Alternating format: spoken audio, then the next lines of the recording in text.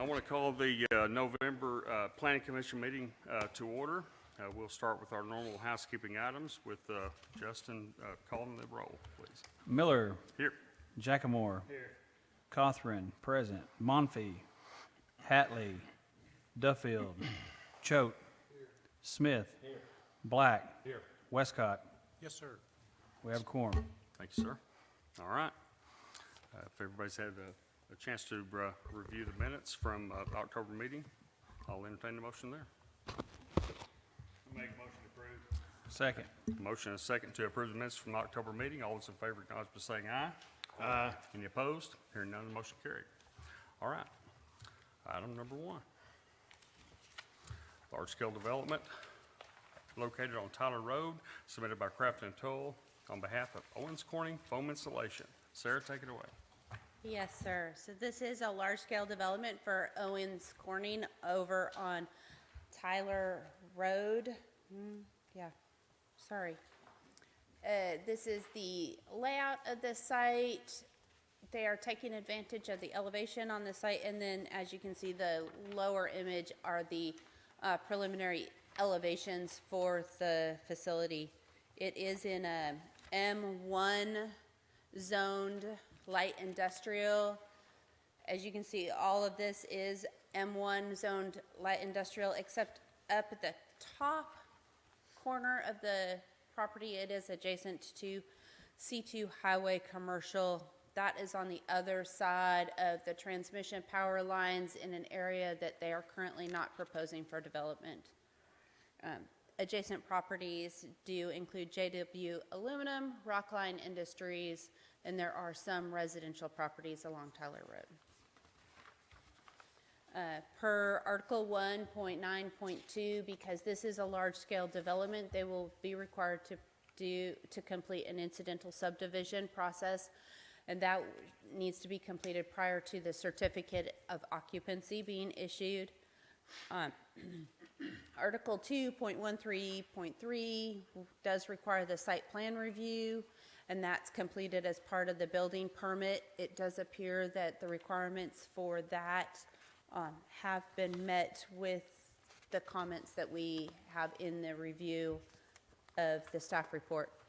Article 2.135, parking regulations. So at the time that they apply for the building permit application, a parking statement or analysis will need to be provided so that we can confirm that their parking is in compliance. They just have to show that they have enough parking available for what they're proposing. And then Article 2.19.2, airport zone height limitations.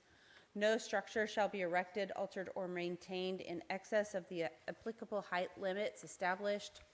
The elevations provided indicate that the total height of the facility is 529 feet above mean sea level.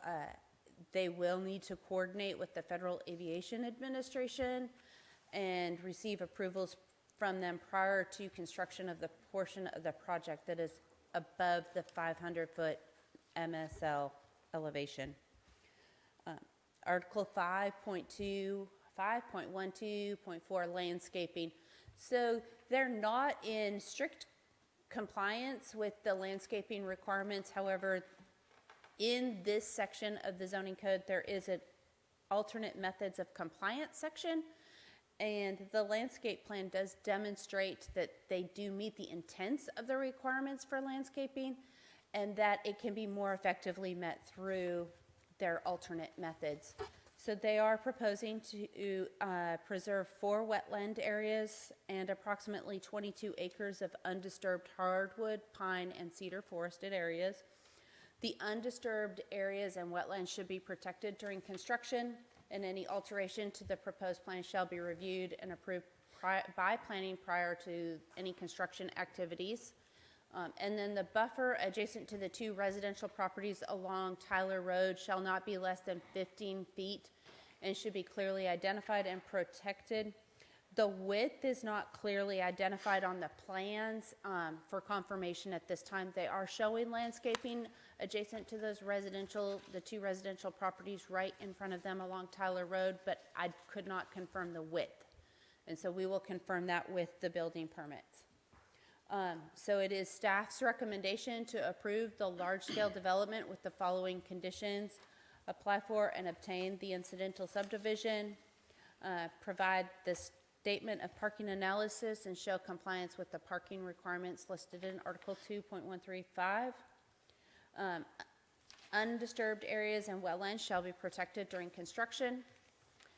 Any alteration to the proposed landscaping plan shall be reviewed and approved by planning prior to construction activities.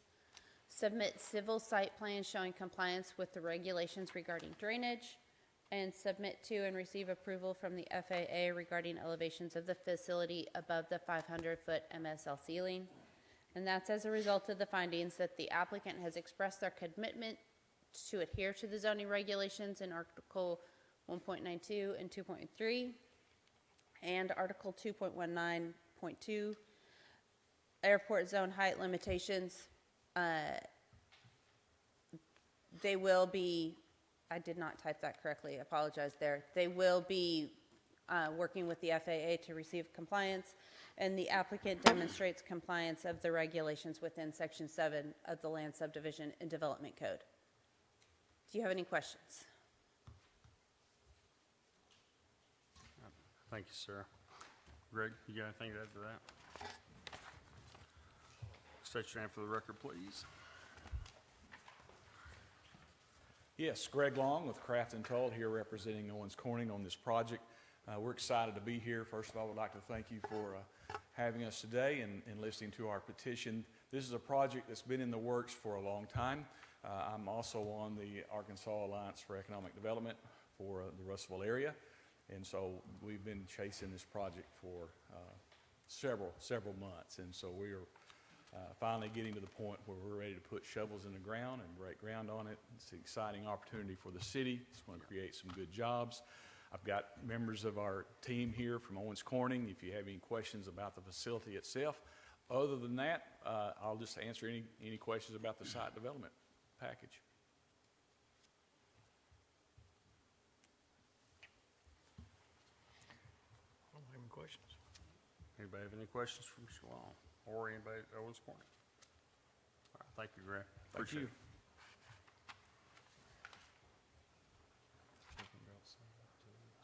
Okay. All right. Okay. I'll second it.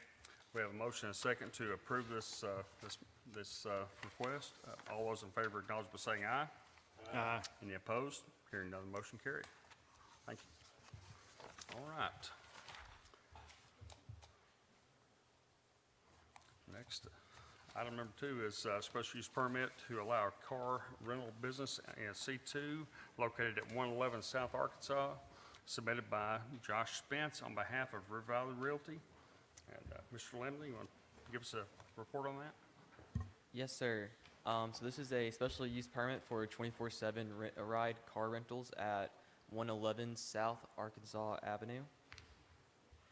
The existing conditions are that located on South Arkansas Avenue in a C1 Central Business District zone within downtown, this property includes an existing structure that was previously used as an insurance office. Surrounding properties are zoned C1 Central Business District and C2 Highway Commercial. Uses within this corridor include retail, offices, and the courthouse. Our review comments. The proposed use of the property is not typically in line with land uses for Central Business District. However, it could be in this case due to its location within the district. The permitting process allows staff to ensure that the standards for Russellville are equally applied. Article 2.10 provides requirements for commercial zone building permit review to include all drives and parking, including handicap parking, which shall include at least one van accessible parking space, sidewalks, including any ramps for handicapped access, and drainage improvements. The applicant has reached out to the property owner, and they are getting quotes on striping the parking lot. Article 6.1.8 provides requirements for parking dimensions. On the south side of the building, there is room for 4 parking spots, in addition to a handicapped parking spot. They also have a garage that they will park the personal vehicle in. Most customers will be met remotely. Staff's recommendation, staff recommends approval of this permit with the following conditions. No more than 3 rental vehicles allowed on site at a time. The applicant stripes their parking lot in accordance with the size requirements in Article 6.1.8, and the applicant submits a flood development permit. As a result of the findings below, the office meets commercial building design requirements, and the current traffic routes are constructed in such a way to handle the traffic from the business and public facilities already service this location. Do you have any questions? Is this the same, isn't this the same business that has a, right behind it? Turn my phones on. Is this the same rental that has one that's like right beside this? Yes, sir. So they're moving from their location that was approved last year by a special use permit on East Main. Yeah, and they're just moving to the other, just around the corner. Yes, sir. So not adding to it, moving? You're just moving. Okay. Yes, sir.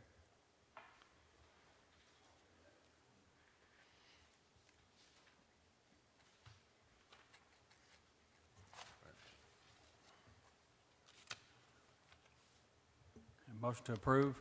I second it. All right, we have a motion to approve this request and a second. All those in favor, acknowledge by saying aye. Aye. Any opposed? Hearing none, motion carried. All right. Special use permit to allow trailer sales business at C2 located at 215 West Tacoma, submitted by Colton and Chelsea Grace on behalf of Emmett Barnes.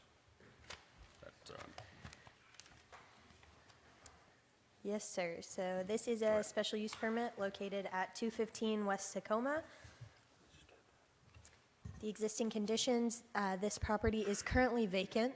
The applicant recently started utilizing the lot to store their trailers for sale. The property is located adjacent to a car modifying business, pet groomer, and off-road tire to the north, a residential subdivision to the south, residential properties to the east, and a vacant property to the west. This property is zoned C2 highway commercial with properties to the north, east, and west, also zoned C2, and the residential subdivision to the south is zoned R1 single family residential. In our review, the proposed use of this property falls into the category of automobile/truck sales, new and used, motorcycle sales, and service. It does require a special use permit within the C2, district. The applicant is not proposing any real changes to the site other than the addition of the trailers. So they will do a lot of online sales. There won't be an office building or anything there. They'll just meet them for kind of pickup of the trailers there. There are no proposed buildings on the site that would trigger any many standards in the Russellville zoning code, including sidewalks, landscaping, or commercial building design. Building permits cannot be issued to a meets and bounds property, therefore a property boundary verification is going to be required. The applicant is proposing 7 striped hard surface parking spaces, including 1 ADA van accessible spot. Article 6.1.1 addresses parking for non-residential uses. The applicant is working on a parking analysis that illustrates the site will provide adequate parking prior to business license issuance. Review comments continued. Article 6.1.5AI addresses hard surface parking. The applicant is proposing a concrete hard surface parking pad that has adequate dimensions to allow ingress and egress for customer parking. And then Article 6.1.72 outlines requirements for gravel storage areas. So the applicant is proposing the area that they're going to have their trailers be gravel, and they are proposing to fence off that gravel storage area with a 6-foot wooden privacy fence to block the view of this area to be in compliance with the code. It is staff's recommendation that you all approve this special use permit with the following conditions. Prior to business license issuance, the applicant shall stripe their proposed parking. The applicant shall complete their site obscuring fence for the gravel storage area. The applicant shall complete a property boundary verification, and the applicant must submit a parking analysis that illustrates the site will provide adequate parking. And this is as a result of the findings that the applicant demonstrates compliance with the regulations within Article 2.10 of the Russellville Zoning Code. The proposed use is in line with adjacent uses in this district, and current traffic routes are constructed in such a way to handle the traffic from this business. That is my staff report. any questions. What kind of trailers are they? They're like enclosed, box Box trailers, Oh, yes. okay. Okay. Thank you, Victoria. Thank you. Commissioners? I make a motion to approve as presented. We have a motion and a second to approve the request as presented. All those in favor, acknowledge by saying aye. Aye. Any opposed? Hearing none, motion carried. All right. Item number 4, the applicant has requested to table this request for a special use permit to allow a billboard in a C2 located along I-40, exit 83, submitted by Revised Sign on behalf of GCK Properties. I'll entertain a motion there. So moved. Okay? I'll second. We have a motion and a second to approve the request to table this item till next month. All those in favor, acknowledge by saying aye. Aye. Any opposed? Hearing none, the motion carried. All right. Item number 5, vacation of a 15-foot utility easement between lots 136, 137, and Western Hills Edition, submitted by RHA Properties LLC. Victoria, you got a staff report? Yes, so this is for a vacation of easement at 1005 West 17th Terrace. It is an existing residential home located within a developed portion of the Western Hills addition to the city of Russellville. The property and all surrounding properties are zoned R1, single-family residential. This property and surrounding properties are all single-family homes. Items to consider when vacating are what is the impact of the proposed vacation upon the public trust functions of the right-of-way? Does the vacation impair circulation, access, utilities, open space, and/or views? No, this proposal is requesting to vacate a utility easement in which the utility line was not placed within the easement. As you can see from the picture up there, the utility easement actually runs through the existing house, which is not where the utility line was placed. The utility line was placed further to the east. The second item to consider is what are the land use impacts regarding the vacation of the right-of-way or easement. The impact is that the property will no longer be non-conforming due to this easement running through the house. Additionally, the owner will now have development rights over this portion of their property. And the last item to consider is what public benefit is received by vacating the right-of-way. The public benefit would be that the easement will now be replatted and placed in the correct location, allowing city corporation access to their utilities. The recommendation, staff recommends forwarding this application to City Council for approval to vacate the 15-foot utility easement with the following condition. The lot be replatted to include a new utility easement, allowing City Corporation access to the existing sewer line that runs along the eastern property line. As a result of the findings that there is not an impact to the public trust, land use impacts, and no adverse effects to the public benefit, and no objections were filed by any utility company besides City Corporation that we're rectifying with the next application for this vacation. And that is my staff report. Are there any questions for me? Are the utilities still there? So there are no utilities in that existing easement. Oh, The okay. utilities were actually placed outside the easement. Yes, sir.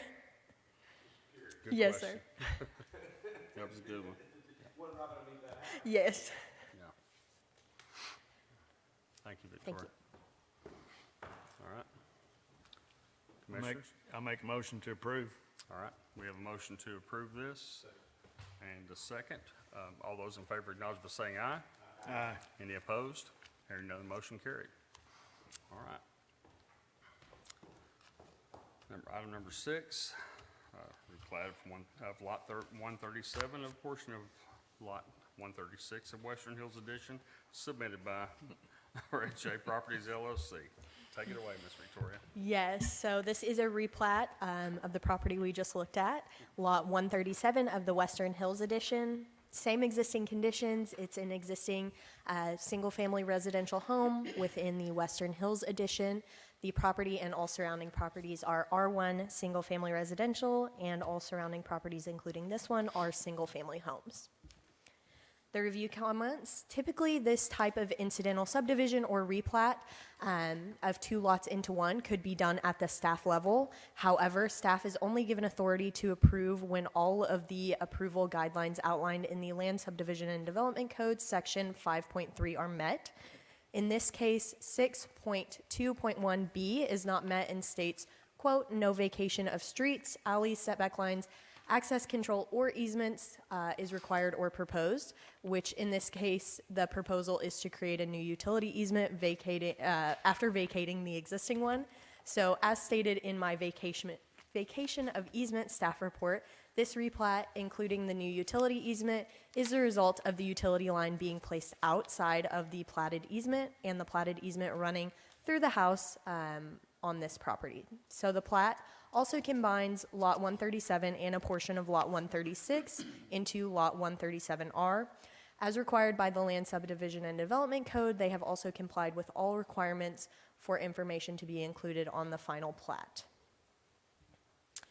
Staff does recommend approving this final plat and acceptance of the utility easement as a result of the findings that the final plat conforms with the final plat requirements as outlined in section 5.4b of the Land Subdivision and Development Code, and the new proposed easement allows adequate service for city corporation. That is my staff report. Any questions on that one? I got a little learning question here. Yeah. We approved that it be replatted. Why are we approving it to be replatted again? So the last application was to actually vacate the existing utility easement. This is a separate replat of the property. So 2 separate items and applications kind of running there. One to vacate and this one accepting the new easement. Yes, yeah. Well, the comments on number 3, and I don't mean to, it just says the public will benefit with the easement will now be replatted. Yes, so that's why this I is thought- the replatting of, yes, yeah, so kind of going together, but separate applications have to run separately. All right. Yeah. Thank you. Yes, sir. Any other questions? Let's just do everything Victoria wants to do. How about that, okay? I'm kidding. All right. Commissioners? All right. We have a motion to approve. I have a second. All those in favor acknowledge by saying aye. Aye. Any opposed? Hearing none, motion carried. All right. The last item is zone text amendment to adopt proposed changes to the Russellville zoning code submitted by the city of Russellville. Sarah, take it away. Thank you. So this is a zone text amendment update. This is, oh, I'm sorry, not quarter 3, this is quarter 4. So as you know, in the zoning code, we have that long-range planning committee, and they meet quarterly, and this is our 4th quarter updates to the zoning code. We did not have a actual amendment to the zoning code in the 2nd quarter, so it's only our 3rd update for the year. There were some items that I reported to you last time that the long-range planning committee were still considering. At the meeting that we had at the end of September, 2 items were removed from their agenda and not forwarded to you all. And that is the conversations regarding the portable buildings. There are some of those portable buildings, they are being converted to single-family residential living structures, but that's covered under the state building code requirements, and so we did not want to address them in the zoning code since they're covered by the state building code. And then there was a request to consider amending the definition of a family, and the long-range planning committee did not believe that that was warranted at this time. And so those 2 items, I did want to give you an update. You will not be seeing them, at least at this point, as updates to the zoning code. So the proposed updates that we have for you all tonight are to add Article 3.30, which are data center requirements, add Article 3.31, noise limitations for businesses, update the table of permitted uses to include data centers as special use permits. Currently, we have classified them in that category, industrial uses not listed. Those are required to go through the special use permit process, so it doesn't change the process, but it does clearly identify it on the table of permitted uses. We are proposing to add Article 3.32, short-term rentals. Update Article 7, which closes a loophole identified regarding freestanding signs. And then update Article 12, adding some definitions for short-term rentals, data centers, and noise limitations.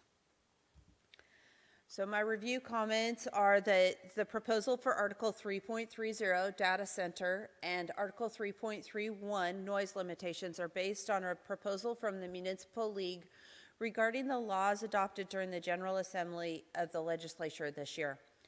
The proposed language aligns with those regulations and ensures that data centers are not treated differently than other industrial uses.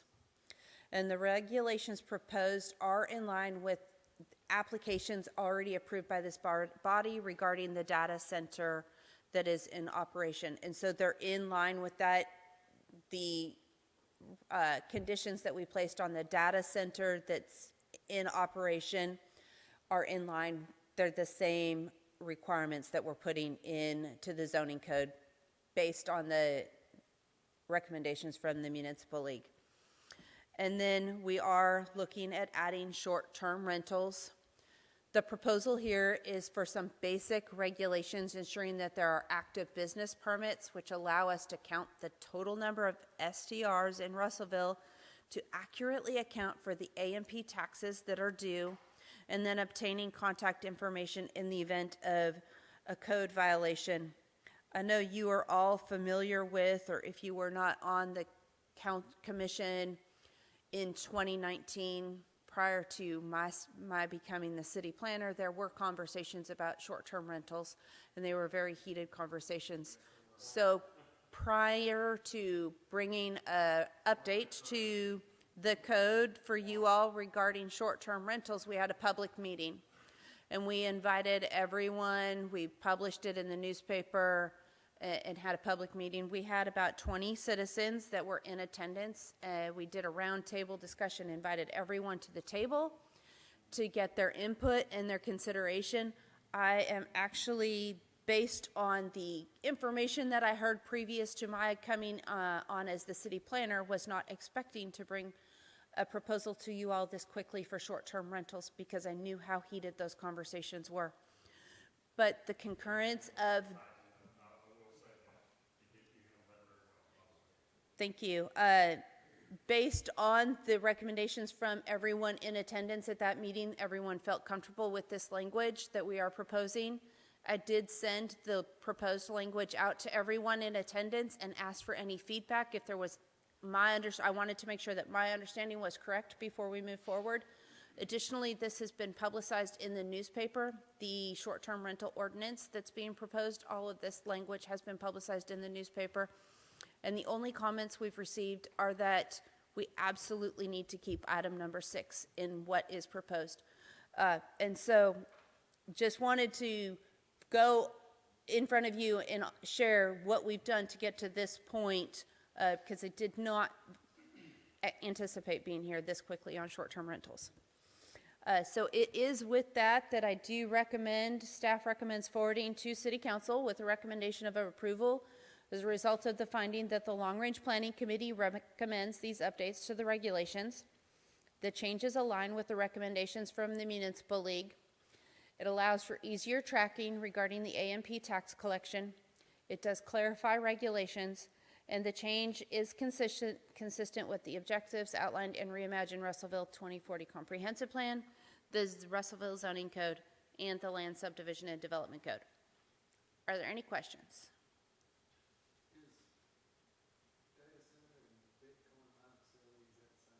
Yes, sir.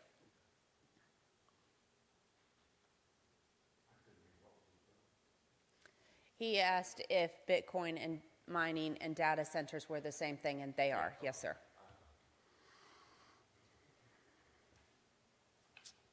Okay. All right, thank you, sir. Commissioners? We have a motion and a second to approve this request. All those in favor acknowledge by saying aye. Any opposed? Hearing none, motion carried. If there's nothing else, we are adjourned.